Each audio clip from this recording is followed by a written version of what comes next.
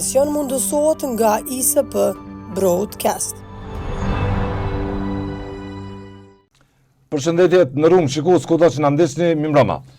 Zhvillimet e sotme në rëndin global, shpallja në pushimit të lëkundshëm mbase midis Izraelit dhe Iranit në ndërmjetësimin e presidentit Trump hodhi përpara një momentum krejt tjetër shpresë për botën që mund të lëvizë drejt trajektorës së paqes. Ky zhvillim i disa ditëve të ballafaqimit të luftime midis Izraelit dhe Iranit dhe për goditja e parë që pati SBA kundrejt Iranit për të shkatruar kapacitetet nukleare të Iranit në 3 vendet Fordo, Insihad dhe Natanz, duket se SBU e amortizoi regjimin e ajatullahëve në Iran dhe solli me shtringim një marrëveshje anëpushimi, cila do të jetë, si do të shoqërohet ky anëpushim, a do të shkilet, sa do të jetë i mirëmbajshëm, i qëndrueshëm.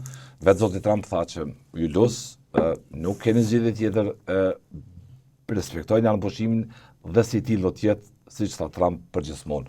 Sot në njëjtën kohë është një forum i rëndësishëm i takimit të vendeve të NATO-s, ku do të diskutojnë prioritetet e sotme të sigurisë përballjen me një Rusi të pamenaxhuar, të pakontrolluar me luftën që po e bën në Ukrainë dhe ambicet që ka jo vetëm ndaj Ukrainës, por shqetësimet janë që mund të ketë edhe ndaj vendeve të NATO-s për zgjeruar impaktin, ndikimin e saj në kuadrin e këtij rani të ri politik.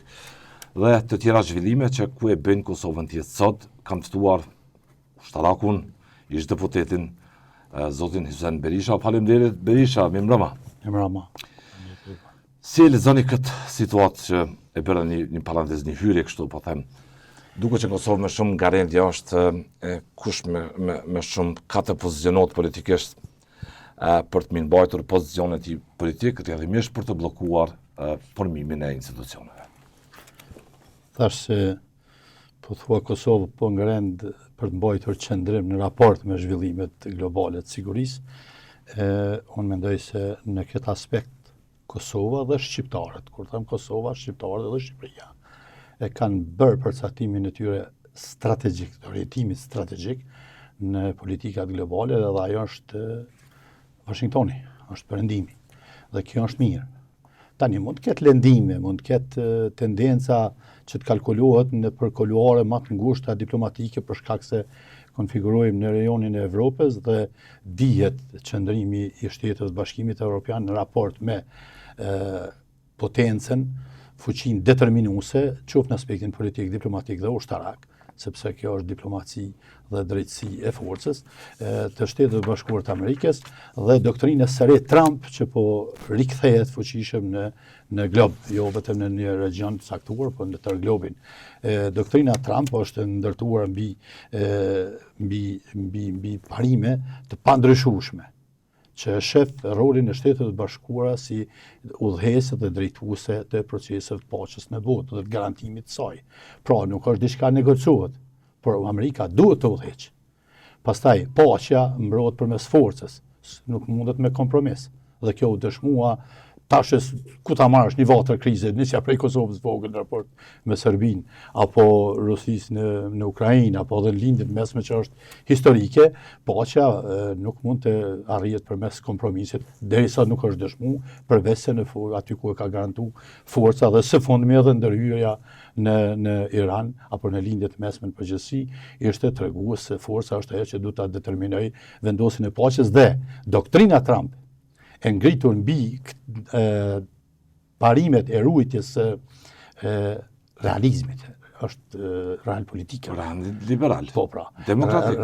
Real politika me duke mbrojtur shifën në këtë doktrinë që ndrojnë vlerat konservatore.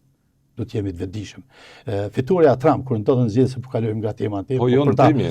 Për ta përmbushur. Në temje sepse po flasim për Shtetet Bashkuara, prisën e demokracisë dhe të botës lirë. Tani kur fitoi Trump në zgjedhjet e dyta, në raundin, domethënë në mandatin e dytë, nuk ishte fituar vetëm për Amerikën dhe popullin amerikan.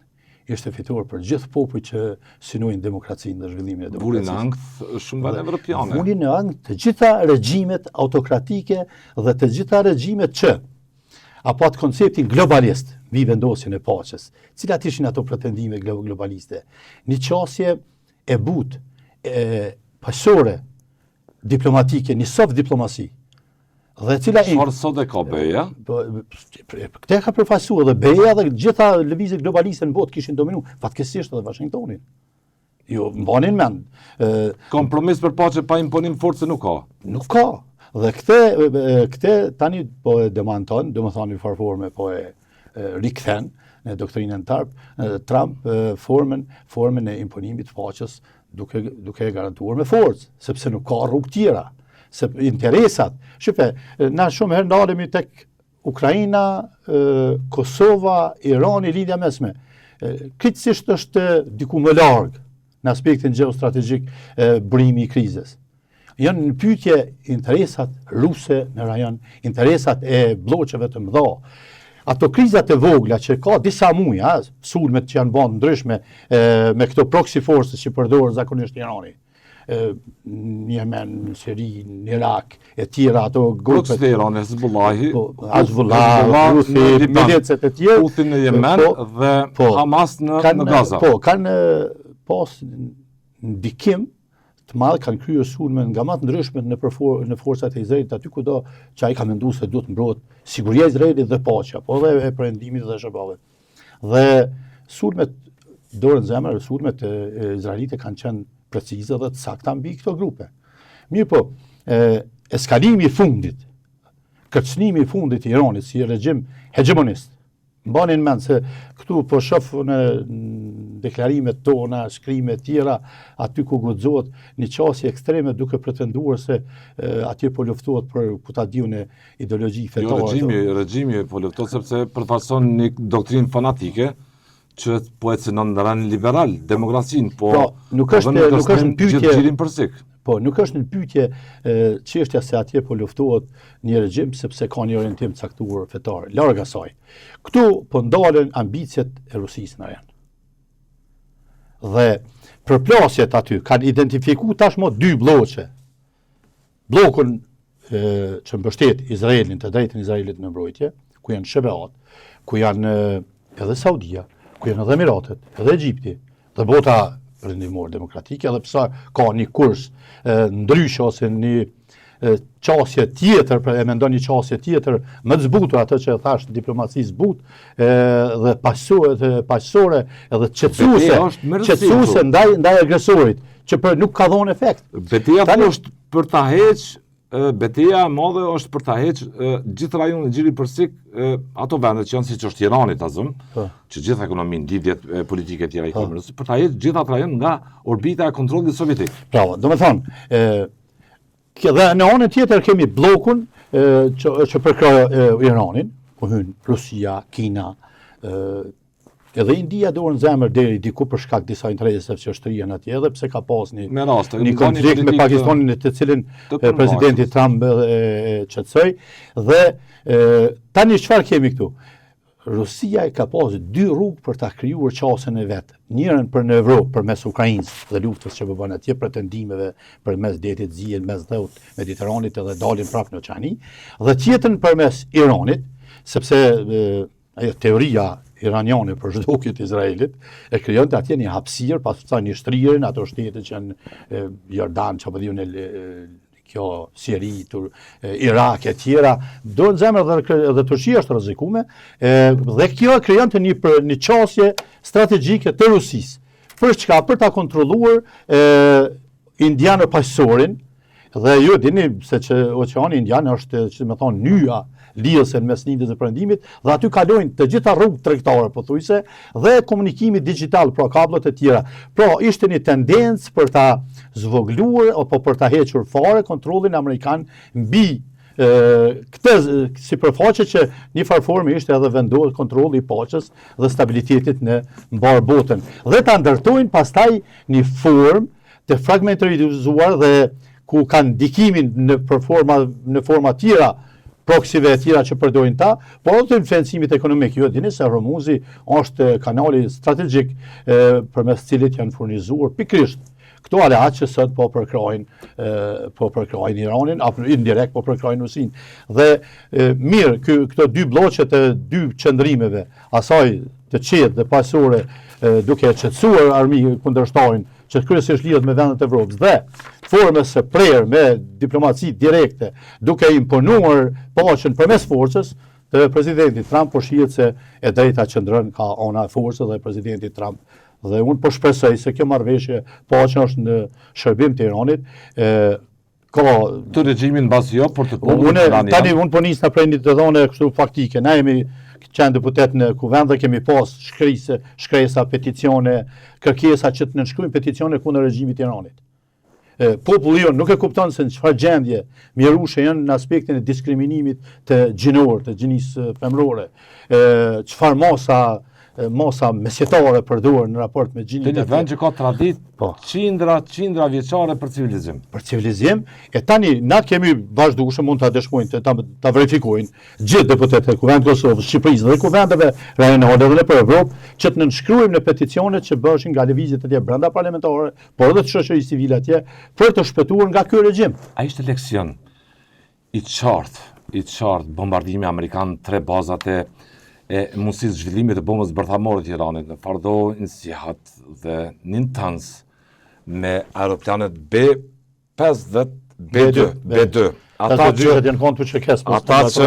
që në kohë lufte ku ishit me respekt për lirin e popullit tonë bashkë me ushtarë tjerë kontribuat dhe i pat ata aeroplan duke bombarduar saqet e serbe. Me kauzën e njëjtë.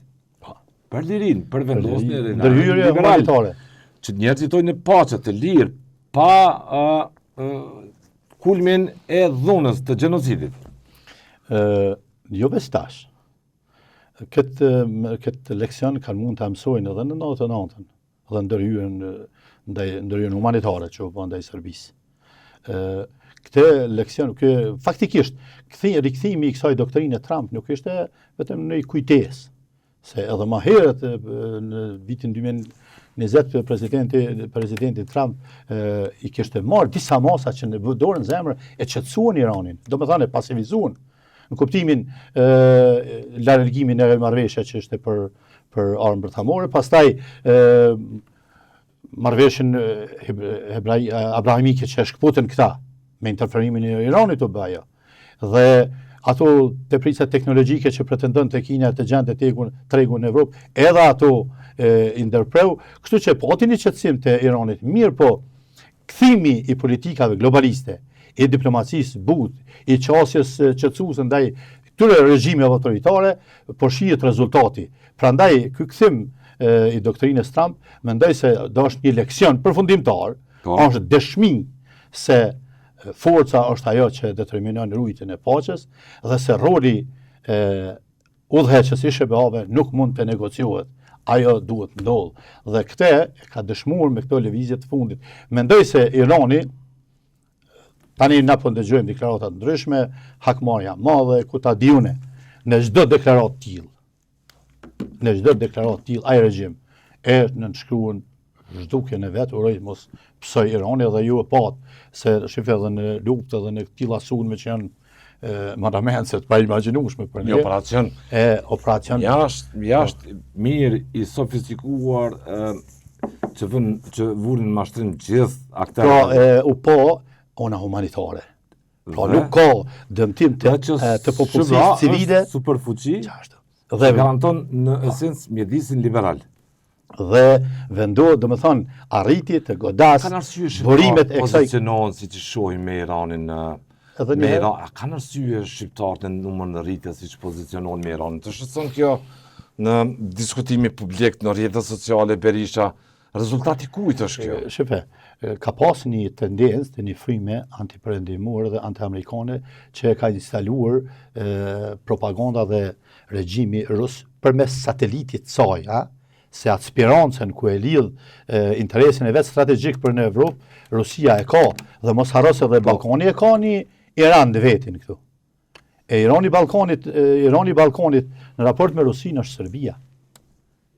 Iranizimi i Serbisë është proces që ndodh me dekada, është tradicional.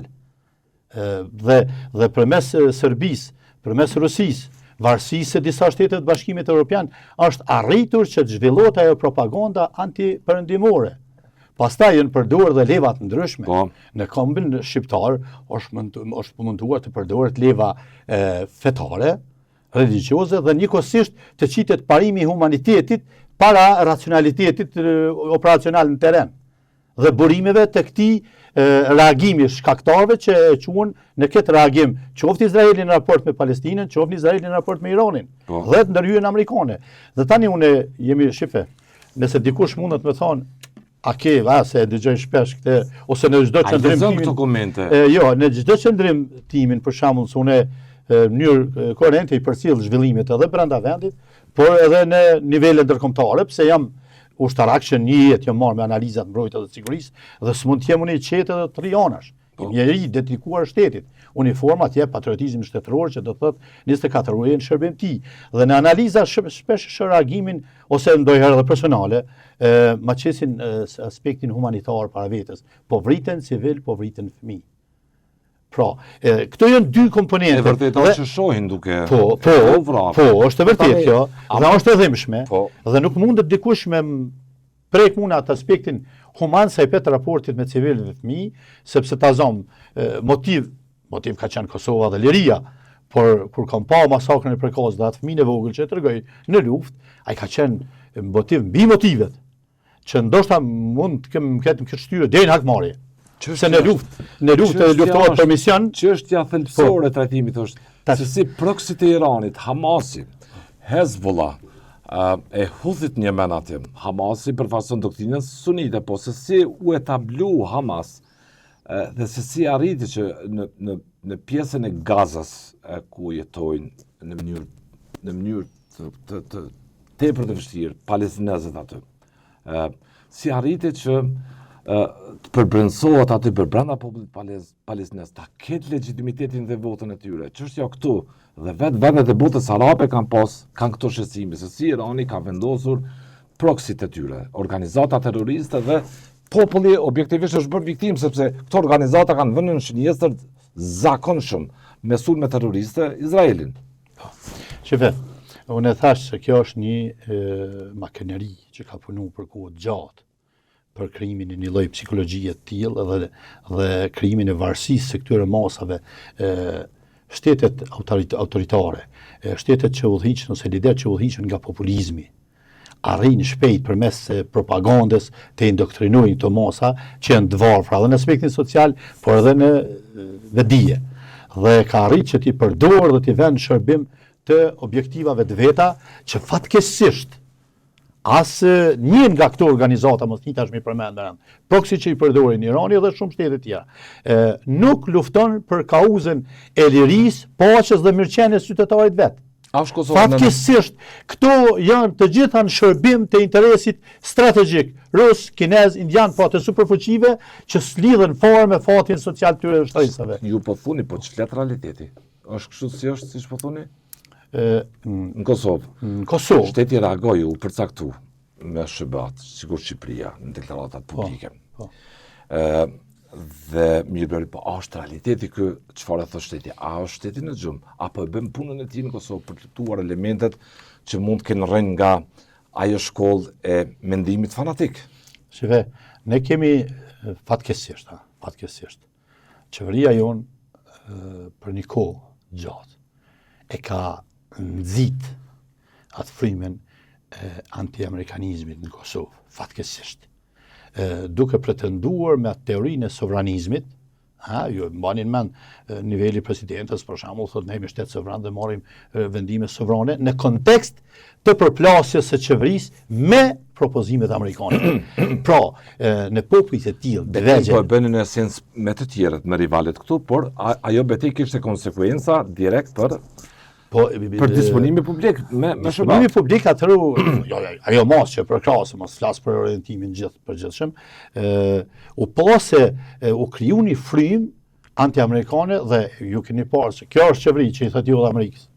Lutem. Domethënë, këtu është fundi tragjik i një populli si Kosova, që është produkt ekskluzivisht i drejtësisë që ka vendosur forca e Shtetit Bashkuar të Amerikës. Kosova është produkt i drejtësisë, i të drejtës, por që ka vendosur forca. Shumë kombë të tjera në botë sot meritojnë drejtësi.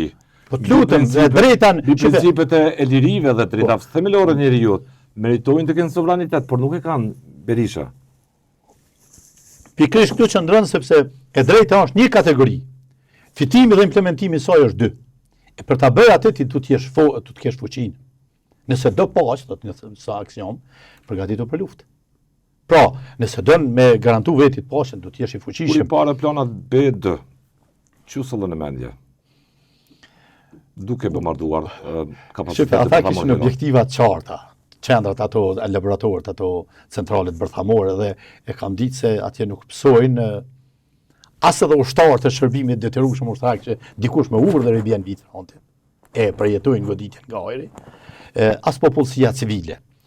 Prandaj a e gjynjëzuan Iranin? Mirë po, kur është fillimi i gjynjëzimit të Iranit. Jo, dëgjoj, tash bota është mes regjimit perspektiva, dhe se shohim perspektivën e këtij konflikti, se derisa me përmbyll atë keqardhën që kam dhinë nëpër vijat frontit. Po, të lutem. Se pak kush e ka përjetu goditjen e drejt për drejt nga ajri, ne kem pasur që keja B-52-shat. Izraeli ka B-2-shat të Amerikës. Pak kush e ka përjetu efektin dhe tronditjen që shkakton goditja e tij. E madhe, është terrorizuese. Është terrorizuese edhe ka herë të ngjallë frikë, se po më kujtohen skenat e mia kur mburresha, domethënë unë kam dhënë edhe ka ardhur një herë i Tartas, kjo agjencia ruse. Ka ardhur vjet frontit dhe dikush e kishte ndaluar se po na zbulon vjet e frontit. Mu më treguan thanë kështu tash shonet e unë vjen. Se kish çka më po. Edhe erdhën tash kurreshtja atyre me pa se është ushtria serbe e mundshme. Që mund të arrëzojsh të luft.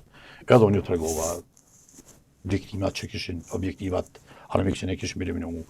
Ju tregova armët e zjarrit në gjendje gatishmërie për zjarr, që i kishim, do të thotë, nëse artilleria është 1 kilometër prapa prapa Komsërisë, unë kam arritur në mënyrë kështu lëvizje terminator me shkelë, edhe më jam në zonë mortojë. Edhe kishin çka me pa ato mediat ruse, dhe në moment që ndodhi dhe bombardimi, domethënë lëvizja e avionëve atëherë nga Aviano dhe para lajmërimit. Tash ne morëm një pozicion tash se do të ketë bombardime dhe tani thash do të keni rastin me pa avionet e forcat ajrore të ushtrisë lëndore të Kosovës dhe ata nxorën titull atje.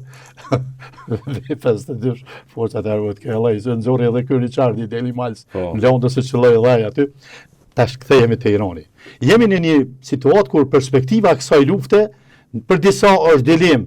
A do të ketë vërtet një paqe të imponuar, se kjo paqe imponuar, se nuk deshim me nënshkruar marrëveshje paqe, kanë bërë thirrje, shefe. Dhe apo do të kemi një fund tragjik apo një zhvillim tragjik për lindjen e mesme në përgjithësi, edhe mos flasim tash, po të bëjmë krahasim në aspektin territorial, po thuaj se krejt bota në luftë. Shefe, Trump, njerëzit mendojnë se republikanët dhe Trump ka ardhur vetëm me kursin e luftës, jo. Jo, ai duket me ai përdori diplomacinë në Arabi Saudite dhe sapo arriti marrëveshjet. Ai përdori diplomacinë, por në shërbim të interesave kombëtare, jo diplomacimi që thua këto lloj regjimesh. Sa qetësim varet sa zgjat, disponimi i tij e pa Putinin çfarë lloje bëri. Pranojnë jam pra por shumë shkeli brenda 24 orëve. Pra, diplomacia e tillë e qetësimit nuk shkon. Heqja e regjimit iranian është përfundimisht goditje për Rusinë, thoni. Absolutisht dhe me Iranin, neutralizimin e Iranit tash. Kjo quhet neutralizim. Nuk po është. I regjimit të Ajetullahve. Po ja urxhon çat regjim. Po ndodhi sulmi që prej vitit 1979 kur erdhi me revolucionin. Nga 1970 Irani ka opozicion strategjik në kontrollin edhe të resurseve, edhe rrugëve që kalojnë resurset nga Irani për në shtete tjera që furnizohen, kuptohet, janë ato zona e pajisura me gaz, me naftë, me vajra tjera produkte të naftës, dhe Hormuzi është kanali më i fortë në botë, sa kalojnë 2/3 do me thonë në 22 milion aso fuqi nafte kanë kaluar vetëm në brenda vitit. Kjo është pozicioni i Iranit ka qenë strategjik, prandaj dhe ka influencim të madh rus e kinez për ta mbajtur Iranin tillë me atë regjim që ta kenë mundësinë një luftë permanente me Izraelin. Shifë, Irani është interesuar të ketë luftë permanente me Izraelin. Doktrina ka zhdukur. Si thëmë Irani, thëmë Rusia dhe Kina. Pse? Sepse përmes këtyre proksive e mojnë Izraelin permanent në luftë. Dhe kjo dhe shkatrojnë ekonomikisht se kjo është koha sa mund është me rezistu. Dhe dy, e majnë të kyqër në krizë, po ashtu Shtetet e Bashkuara të Amerikës. Dhe kjo krijon frymëmarrje për ambicjet ruse, qoftë në atë zonë, lindjen e mesme dhe indo pasore të tjera, qoftë në pjesën e Evropës, tani ku jemi ne juglindore, ku e ka Serbin një lloj Iranit vetin. Po problemi është se kjo paqe nuk besoj se do të mundet kaq shpejt me u konsolidu, pa një instalim të pushteteve demokratike atje, pa një demokratizim dhe pa i dhonë fund një herë mirë regjimeve tilla totalitar. Foli nga mërgimi djali Shoh, tha duhet kryengritje brendshme. Çka shofun atë fokusohemi, vjellave këtë përgjigje, pastaj do të fokusohemi te Kosova dhe raporti me sigurinë, tu them. E tash, çka është interesant, se ky izolim i Iranit, faktikisht dhe me automatizëm izolim i ambicjeve ruse në këtë region, lidhje mesme, në pjesën perëndimore po ja zhduk mbështetjen Kinës. Kurse, po t'i kem parasysh marrëveshjet edhe ushtarake, po edhe ekonomike që ka bërë SBA-ja në pjesën e Azisë jugore, juglindore, faktikisht po e fut në një rreth Kinën të supremacisë amerikane. Dhe kjo është një garantues se nuk mund të cënohet bashkështu lehtë paqja në lindjen e mesme, e cila duhet shoqërohet edhe me ndryshimin e regjimeve. Kthehet demokracia aq sa është e mundshëm dhe aq sa ka dëshira i popullit ta ndërtojë. Është vend e civilizimit, po kjo është. Ju lutem, mjedis liberal, një popull me traditë me. Prandaj po pres se po flas për popullin i cili sipas zonave është i ekspozuar ndaj shtypjeve, ndaj shkeljes drejta themelor të njerëzit, por për një regjim që përdor konstruksionin fanatik për të vënë në kërcënim rënd liberal të xhirit përsek aty. Atë diskutojmë Berisha për Kosovën sot. A ka rrezik të jamësyn Serbia Kosovës në këtë s'po them kaos, po në këtë si me dhe ripozim të aktarëve global në fushën e sigurisë. Tani kemi një situatë kështu. Kosova është patronat ndërkombëtar. Ne patëm deklaratë më hershëm të zotit Hill, i cili është një mirë në zhvillimeve në Ballkan, jo sot, po historikisht, edhe ku kanë qenë në status quo tjetër, se SBA-s do ta kenë mundësin ta kenë kujdesin në raport me Kosovën madhe. Kjo është një shqetësim për neve, se është realisht që me thonë se SBA-n se ki duket shikuar 24 orë më shtatë. Por foli Trump në një deklaratë. Jo, po brenda am duket 24 orë, apo s'la më kalu dashur diçka 48 orë. Trump doli me një deklaratë të fuqishme. Po i rikthehet planit Abrahamik, në sens planit të normalizimit ekonomik, rrjedhimisht paqes që qëndrueshme. A jemi të ekspozuar nga një Serbi vështirë menaxhueshme mbi pamjet e ushtrisë dhe një pjesë e saj bashkë. Nëse flasim për raportin veç Kosovë e zvetnuar, pa prani ushtarake ndërkombëtare këtu, Kosova, ambicia serbe nuk shuhet asnjëherë. Jo. Në raport me Kosovë. Por nëse flasim një Kosovë, e cila është pjesë, nuk po a them unë, e kanë thënë përfaqësuesi amerikan që ka qenë ndërmjet gjatë qeverisë së kaluar, në presin e dialogut, pjesë e gjeostrategjisë amerikane dhe nuk mund ta prish këtë raport tradicional që u lidhur në besueshmëri në mes Kosovës dhe SBA-ve, asnjë qeveri cila do qoftë ajo, atëherë unë mendoj se Kosova është kafshat shumë e rrezikshme për Serbinë nëse e synon. Dhe jo mendoni se e synon praktikisht sepse e ka ambicie këtë dihet. E ka ambicie historike. Dihet. E synon praktikisht, mirë po. Gjatë saj është gjithë struktura ushtarake në komplet në kontrollin civil. Në Serbi. Serbi, po. Sepse ka elementet saj, struktura komanduese mund të jetë në kontrollin e rusëve. Shefe, fatkeqësisht në Serbi, asgjë s'është në kontrollin civil të pastër. Sepse atje funksionojnë gjithmonë para politikat, para ushtarak, domethënë janë gjithmonë ato grupet mafia, se ajo është shteti i kapur. Vučići është i kapur. Edhe regjimi i kapur. Nuk mundet të shkputet ai nga vllai, nga Radojčićit, Veselinovićit e Kutadiun, sa aty ka edhe të tjerë më të mëdhaj, ju e dini ai Vulini pastaj raporti i tij, dhe u mundua ta përdor atë. Në fakt këta janë bajnë, shife, kur ndodhi Banjska, unë e kam paralajmëruar do të thotë disa kohë përpara. Se tash tjesh ushtarak, domethënë ki qasin informacion permanent. Disa ushtarak nga raporti i Nishit janë liruar nga forca. Se mos harroni edhe atje ka forca të Ohio's, të gardës NATO-s, të Amerikës që i kontrollojnë. Nuk po i bëj si që kemi këtu. Tani, atje çka bën? U liruan nga forca, marrën vendime liruese, gjëja brenda 6 muajve, që mos me dëmtu ushtrinë e vet, të Serbisë, mos me impliku dhe erdhën edhe kryejnë aksionin e banjës në 23 ku ishte. Pra, asnjëherë Serbia nuk është e pasur në këtë aspekt. Gjithmonë e ka një koshiencë të durë shtetit tonë. Tani, po çka kemi një leksion atje? Kultura sigurisë. Atje kemi një leksion ndryshe. Po. Ju e patë kur ndodhi sulmi në Ukrainë, këta nuk e dënuan Rusin, nuk im përkrahan sanksionet, por mbajtin një qëndrim neutral. Por sot ka konflikte midis Rusisë. Tash ç'a ndodhi? Tash ç'a ndodhi? Shife, me u mundu, me manipulu në raport me Shebeat, është çesharaka, është idiotizëm. Akuzat e Rusisë janë manipulime. Po jam një ilustrim. Po. Çka do të thotë? Ju dini zhvillimin e luftës në Kosovë. Është zhvilluar kohën e internetit apo? Edhe pse te na s'ka qenë zhvilluar si teknologji. Po. Kur isha në Akademinë të Mbrojtjes në Angli, atje ka një libri të madh, bibliotekë, për mësim me lexu. Por këtë botë duket është aty. Dhe lypa kondin që u lidh që në fund me Ballkanin, me Kosovën, me vite, e u Kosova 98, 99 dhe gjeta luftën e Kosovës. Po. Dhe kom pa vetën në inqizime atje, satelitore, në një pozicion të papërshtatshëm, dhe aty mbrapa tha shifën, kur bisedon me Shebeat, me Mbretërinë e Bashkuar, me NATO-n. Të sulmuar, mos provo me fol jashtë realitetit. Dhe Serbia është mundua të marrë Shebean, një në on, se të luaj me dy karta. Dhe Rusi në anën tjetër, dhe të dërgon atë Parvulinin, të dërgoj.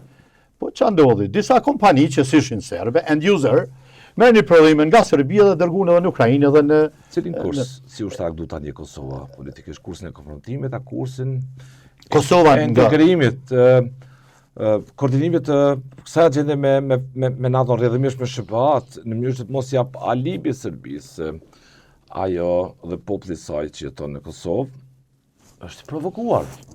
Sheve, tash ka një summit NATO-s. Po. Dhe summiti i NATO-s do të jetë shumë kohëshkuar, do të zgjat shumë pak. Dhe është thjesht për të harmonizuar NATO-ja dhe Bashkimi Evropian veçanti me doktrinën Trump. Pik. Këtu nuk ka tolerancë. Ka vu kriterë shpenzimin për 5% GDP-s për ushtrinë. Tash kthehem te Kosova në këtë kontekst. Pse e përdor? Kam edhe pyetjen e fundit Po pse e përdor këto? Tash më the Kosova çfarë rrugë duhet të jetë. A ka fuqi Kosova të fus 5% GDP-s në forcat armatosura? Edhe po ta fus. E fusim ne, përmbushim në kriterin e NATO sepse duhet. Por cili do të jetë efekti i një buxheti prej sa është sot i tërë shtetit, 5% në ato forca, sa do të jetë efekti zhvillimor dhe sa forca do të kemi. Po të analizojmë këto çfarë kemi sot, çka është kontributi jon në paqen në botë dhe si mund ta bëjmë atë, se çka është dhe sa është vetëm kursin e krijimit kapaciteteve që i shërbejnë vetëm misionit amerikan. Nëse të ka thonë zhvillom kapacitete për mbështetje të paqes në botë, se këtë fushë ka mbuluar në operacione ndërkombëtare gjatë projektit Forcat Armatosura. Thot, krijoi kapacitetet për mbështetjen e operacioneve të paqes në botë. Çka përfshin ato? Kryesisht janë të karakterit humanitar.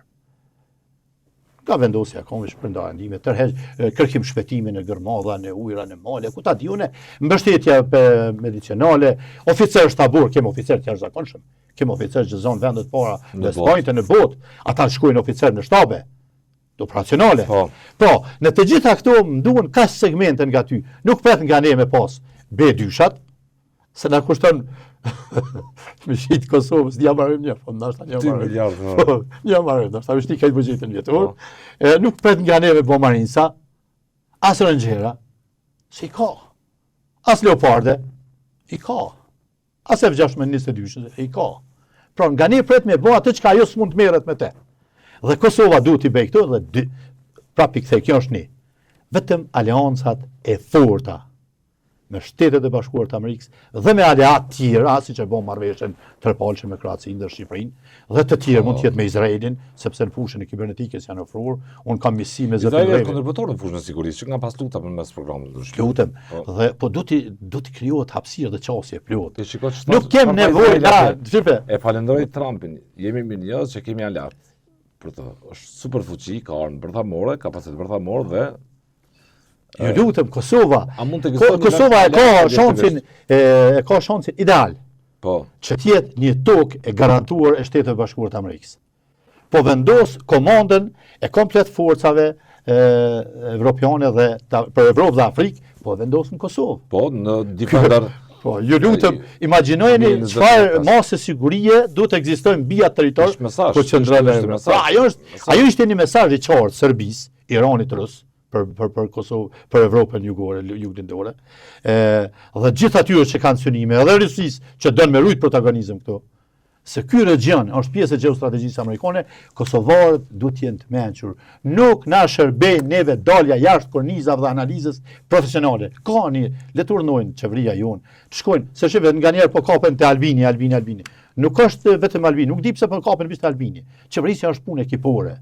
Dhe secili e ka segmentin e vet përgjegjësisë që e bën Albinin të dështueshëm apo të suksesshëm. Shteti nuk reduktohet në kapacitet e njëri. Po lutem, sikur tash që po bëjnë me unë kam mërzim u lidh në emra. Pra, duhet të kapte qeveria jonë dhe qeveria jonë duhet të zhvilloj politika të mençura, kurs politik mençur. Pra, nuk na shërben neve dalja nga një vlerësim ekspertëve amerikanë, është një ekspertizë. Dosje ruhet me Ministrinë e Mbrojtjes. Kam dhënë një draft që se kem qenë pjesë, dhe aty shkruan rruga hap pas hapi. Çdo hap që duhet ta bëjë forca e Kosovës dhe qeveria e Kosovës për ndërtimin e kapaciteteve që e bëjnë interoperabil, të ndërveprueshëm dhe pjesë të operacioneve të mbështetjes paqes në botë, alongside with host nation, që janë Shtetet e Bashkuara të Amerikës dhe flamuri jonë me valutë ka flamurit amerikan. Kjo është politika mençur. Politika e tërgimit muskujve nuk i shkon Kosovës. Berisha, kam një pyetje të fare për fund. Aktualisht ku vendi i Kosovës institucionet, vendi është vakum institucional. Që nga në shkurtje këtej nuk kemi institucione dalë nga vota e këtij procesi të rëndësishëm të rregull që majti Kosova për pas 4 viteve që nga shpallja e pavarësisë. A është një kontribut që po bën Kosova për ta vështirësuar këtë raport që ka me aleatët, me që se po flasim për situata tepër jetike, për nevojën e Kosovës të koordinohet shumë mirë në planin e marrëdhënieve ndërkombëtare që të vijojë konsolidimin e zorshëm si shtet në kuadrin e proceseve. Dhe ashtu diskutuar shumë bisedime me vite të tëra në Bruksel e kështu me radhë, por ajo është rruga e normalizimit aktualisht. Dhe kur i kemi gjithë këto nevoja jetike për Kosovën në planin politik të jashtëm të brendshëm, sidomos ekonomik. Sa është shqetësuese kjo sjellje e leadershipit, duke mos i dhënë vendit institucione? Tash në përballjen e parë, seancën e parë, 2-3, kam qenë relaksuar dhe gjithë kemi qenë, sepse kem menduar se është çështje e kalkulimit të shpejtë disa interesave të ngoshtme që janë natyrshme, të afrimeve koalicionit. Mirë po, saga këtyre vazhdimeve dhe kryenesia në gjëra simbolike, në lidhjen e fatit të komplet procesit politik për individ, dhe jo gatishmëria për gjetë kompromis, atëherë se bën me dyshu se këtu kemi të bëjmë me diçka tjetër. Me automatizëm. Sepse kanë ardhur ndërmjet rrugë ka ardhi pari. Dhe bënia deklaratën e famshme, s'do të lejojmë se në siguria në Ballkan, me thekë si ka fokusuar Kosovën edhe Bosnjën. Ku ka synimin Serbia për ta mbajtur krizën ndezur, apo ose ai i çmendur që udhëheq Republika Srpske që është po aleatrës. Edhe e boni qartë, erdh Kallas dhe e boni qartë çfarë duhet kemi. Domethënë duhet krijojmë institucione dhe të përballemi me procesin e dialogut për mbylljen e tij. Dhe përballë kësaj, ti krijon status quo, dua të kujtoj qendrimin e Departamentit Amerikan Shtetit kur kjo bëhej duke refuzuar çdo iniciativë amerikane. Pas marrëveshjes Washingtonit edhe all in one me reformatimin, refuzimin e çdo iniciative amerikane. Apo bëjnë veprime armiqësore për vetë shtetin dhe qenën e tij. Sakt. Departamenti Amerikan i Shtetit thoshte, çdo status quo është në shërbim të Rusisë. Tekstualisht e kiket deklaratyne. Dhe është në dëm të Kosovës. Pra impaktet dhe protagonizmit rusë na janë. Tash, në qoftë se dikush brenda këtij ose spektri politik, unë nuk du t'i zvetnoj, shife. Mbajtja e qëndrimeve formale, dyanshme, shumanshme, është një lloj bashkëfaqësie. Edhe opozita dërgjeshme, edhe partia zotit Kurti që doli para ka. Edhe qeveria, edhe opozita kanë bashkëfaqësi në qoftë se kemi sjell vendin në këtë ngërç dhe po përballet tani me sfidën e diplomacisë Trump që vjen, duhet me mendu shpejt, me vendos shpejt. Dhe çka nëse nga ana Bashkimi Evropian imponon atje një qendrim që thotë duhet shkojmë në implementimin e pikë 7 të planit franko-gjerman E ka thënë ose vetë. të statutit. E ka thënë vetë, e është pranuar nga Kosova e ka pranu, kjo është zgjidhja, Serbia e ka këtu që aktualisht këto janë detyrime. Po, shefe tash ku e bin Kosovën. Në qoftë se ti po bën këtë ngërç. Atëherë faktikisht po del strategji bllokimi i kuvendit dhe mbyllja e afateve për me kriju qeveri. A mund të cilësosh vepër penale ky veprim politik? Tani, ky veprim është në qoftë se mund të ketë hetim. hetim. Kemi as si prokuror që mund të iniciojnë. Jo, mund të hetohet. Pavarësisht është vullnet politik që s'do asnjëra tjetri të. Po, jo, është shipe kushtetuta e lejon këtë arsye. Është qartë. Por ka edhe një moral pastaj që është brenda politikës, nuk është politika pa moral. Po, ky moral lidhet me qytetarin. A është qëllimshëm ky vullnet politik për të Unë mendoj se strategjia e bllokimit të krijimit të institucioneve. Për krijimin e institucioneve është po kalon se është strategji e qëllimshme. Dhe çka fshihet pas këtij qëllimi? Mund të jenë shumë segmente. Etablimi i interesa personale derve. Cila? Një. Sepse përballja me detyrimet që ka marrë në marrëveshje që janë antikushtetuese vitit 23 për Kosovën. Faktikisht ende kushtetuese. Këto nuk është quar për kontroll kushtetues statuti i asociacionit. Kushtetuesin çaty, lajm kushtetuesin. Shësimi është që është antikushtetues. Jo marr interpretimet prej universiteteve të famshme në SBA deri te ekspertuan vendor. Se pika 6 e ka vetë menaxhimin. Po, për kontroll kushtetues nuk shkoi dokumenti. Prandaj Kosova një sekond. Pika 6 ka vetë menaxhim. Vetë menaxhim në gjuhën politike do të thotë kërkesa e një komuniteti të caktuar për të jetuar autonom ose i pavarur brenda territorit të shtetit. Që po krijon ministrat, po krijon një entitet paralel. Jo në subordinim, po paralel, sepse ki arbitrazhin statut. Por kushtetuesi dhe referencë vetëm rezolucion 1244. Tani, përballja me këtë segment që ka pranuar qeveria jonë, faktikisht është kalkulim personal sepse merr fond politikisht. Apo, tjetër, kjo e mbyll mundësin të rrjedhin afatet për qeveri dhe çka do të kemi. E mbyll mundësin për alternativë ndryshe politike. Se me automatizëm kushtetuta lën rrugën qel për futjen në proces të një. Si do ta bëni ju zgjidhjen e fundit politikisht për Kosovën sot? Sot nesër. Unë mendoj. Po të ishit kryetar i cilës do parti politike. Për cilët varet një shtrat përpjekje për kompromis edhe shtetari. Në qoftë se s'është pengje një strategjie dhe një sponsorizimi politik, një agende për shpërbërjet shtetit, partia fituese do duhej tani tregoj tolerancë, ose lidhet me individin dhe të lëshoj hap. Mirë po shife, se ti the cilat janë rreziqet që mund t'i ka e fundit të jep në fund. Veç një diçka të ka. Unë kam thënë se gjitha partitë politike ka po shkojnë te kthimit e vota themeltare. Ju lutem, 42-3%. Nëse janë 6 apo 7 të lëvizjes guxo dhe një është ajo zonja e alternativës, a bojnë dikon 8 deputet. Heqja 48 ulceve, a janë 17% e 42-shit. Apo del ty vetë vendosja 25%. Pa koalicioni. Tani mund bën çfarë lloj formule, çfarë lloj ekuacioni. Apo del 25%. Kur shkuan në zgjedhje, unë i thash do të jetë 22 deri 26. Për shkak të propagandës madhe atij 51%-shit, por vota reale është 16%. Prandaj unë mendoj se po friksohen merr të dona, ka. Si? Ka marrë nevojë dona pse më morën dona. Votat themeluese të VVS janë 16%, atë kujtohet gjithmonë. Për shembull, PDK-ja i ka 22.sa%. Ka dalë tash. Po. Bravo. A janë 6 deri në 7 deputetë kanë një diskutueshëm. Te guxa janë. Po. Ja. A është zonja alternative? Një listë. Po, ani okay, jam dakord që janë një listë. Jam dakord se ai koalicion është. Po. A është kjo alternatives një vot? Po. Apo bojnë 8 vota? Po. Ja janë 48 ulse mbi që 42.3%. Po. Nëse i hekim 8 vota të këtynve koalicionit. Lëvizja vetë vendosje vetëm. Po. Apo del minus 17%, apo del 25%. Kjo është opcioni i interpretimit politik. Tash. Jo, ka dalë. Ku qëndron friga? Ku qëndron friga? Po. Friga qëndron këtu. Se nëse shkuat në zgjedhje të reja. Po. Ky 25. E që mund të shkoj vendi, po. Ky 25, që unë kam thonë, vetë do t'i ketë në zgjedhje të 9 shkurtit. 22 deri 26. Votat themeltare i ka 14-16. S'ka më shumë. Themeluese. Siç i ka PDK-ja, 29 për zotin Kurti, a keni qenë qendrim për to? Për zotin Kurti. Qëndrimi im ka qenë edhe mbetet, dhe e kam thonë votuat kuvendit, se unë jam korrekt në politikë, se unë e kam Kosovën mbi gjithçka. Po. Unë nuk, kur flas për çështjet Kosovës, perspektivës saj të ushtrisë, nuk e mati me kursin veç partisë, nëse partia ka ndryshe, por partia ka të njëjtin qëndrim, prandaj edhe sepse ka në ADN sakrificën dhe luftën për lirinë, mundet me deviju nga ky kurs. Sado që mund të përfaqësojnë rryma e filozofi tash jo liberale, më thënë tash. Në thelb, në ADN e PDK-s janë vlerat konservatore, se është lufta për liri, për familjen, për shtetin, për kufit. Dhe tani, unë e kam thënë fëltorën e kuvendit.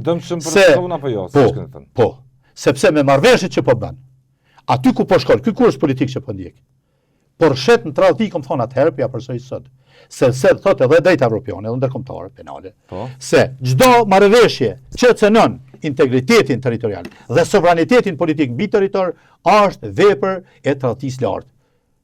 Dhe po t'i analizojmë planin franko-gjerman dhe statutin që ka sjellë Bashkimi Evropian, merr në këtë doni ekspert. Duket në Kosovë interpretuesi më i mirë është profesor Rasoni. Shikoni qëndrimet e tij. Merri atë çfarë ishte Jefferson, çfarë ishte në Universitetin e Hopkins atje. Dhe shifni qëndrimet e tyre thotë, këtu krijohet një njësi autonome territoriale politike. Tani, nëse ti cënove integritet dhe mos harroni është stacioni i hapur, mund ta trasojnë këtë enklavat ku ka sot vendbanime me serb, besa edhe minoriteteve tjera. Dhe çka bëra Kosovë? Unë e kam marrë ditë hartën. I ka marrë zonat ku banohen me komunitetet serb, po edhe të tjera, dhe ngjyrosa me të kaft në përhar, me një ngjyrë të tallur. Bëhet harta Kosovës si lëkur leopardi. Dhe ti kur mos ki pushtet shtetëror shtëria. Pra, tani si mund të quhet një person që e merr nga marrëveshja e Washingtonit. Që kuvendi i kaluar ju sa ishte në legislaturë urrëzuaj e marrëveshje. Katër shtatorit. Nga jo marrëveshje e Washingtonit. Që e përgatiste Kosovën për të hecë pavarë. Kosovës edhe sot me ta njoh Serbia pavarësinë. Ti ke probleme prapë me Serbinë. Se s'ke marrë s'ki marrëveshje për Ujmanin, s'ki marrëveshje për Korrudhat, për Trepçën, për 1000 të lashe kanë me dalë. Disa trashëgimi tjera. Prandaj, marrëveshja e Washingtonit, edhe pse karakterit ekonomik, e përgatiste Kosovën të hecë si shtet i pavarur. Kurse all in one e refuzoi ato Kurti, ja dha për mundësinë edhe Vučićit ta bëjë të njëjtën gjë. Refuzuan besa dhe bashkëpunimin me Izraelin tjetër. 3 herë është bë protokolli për vizitën në Izrael. Dhe të 3 radhët është refuzu, edhe herën e tretë i dërgohet letër Erdoganit në Stamboll, pse s'po shkon në Izrael? Çfarë logjike ka kjo? Ku e çon Kosovën ky kurs politik? A është ky devijim nga nxjerrja nga agjenda diplomatike e SBA-ve në agjendën diplomatike të Bashkimit Evropian, ku shumë disa shtete atje në influencim rus, të drejtë për drejtë për shkaqe ekonomike, strategjike e tjera. Pra, ky është rreziku që unë kam menduar dhe mendoj ende që kjo qeveri e ka sjell Kosovën. Çfarë duhet bërë? Dëgjoj, nuk guxoj me pas një pozicionim formal edhe ta lojmë gaboj. Jo, se kosto është për Kosovën. Nuk është kosto. Zbot nomi edhe me shuni parti politike këtë më ndalu me vendim. Të keqë zës që ti s'mund të jesh subjekt, sikur Hajderit në Austria, Zhirinovsit në Rusia. Aty më janë ndalu. Nuk bëhet asgjë. Por problemi është të pasojat që ka shteti. Hec tashti edhe dilmon nga detyrimet e marrëveshjeve të 23-ën. Të gjithë po thonë çojë statutin e Bashkimit Evropian në gjykatë kushtetuese. Ti the nuk ka shku dhe s'ka ende klarifikim. Na kemi pas një marrëveshje të parime 2015-s, e cila e ka zhvesh një marrëveshje që me të vërtetë ka qenë asociacion me kompetenca ekzekutive. Por ashtu janë marrë vesh. Por duhet më sjell në gjykatën kushtetuese të Kosovës. Nuk e bëre. Tani nuk po dërgoj, edhe po ta dërgoj. Shikoj, ç'kjo është marrëveshja. A di çfarë do të ndodhë? Gjykata kushtetuese nuk ka 2 aktgjykime për të njëjtën çështje. Jo. Ka me gjyku vetëm aspektin formal procedural. Thëri këtë ekspertët juridik. Vetëm aspektin formal procedural. Jo mo content, jo mo përmbajtjen e marrëveshjes, sepse ka dhënë versionin e saj. Keni tjetër mendim. Të falenderoj Berisha për këtë kontribut që dhat për vështrimin pikpamjen analizën tuaj nga kanë vështrime ushtarake edhe politik sot në botë veç më sot edhe për Kosovën e sot në politike. Faleminderit edhe ju për interesimin. Faleminderit. Edhe global, edhe regional, edhe lokal. Faleminderit.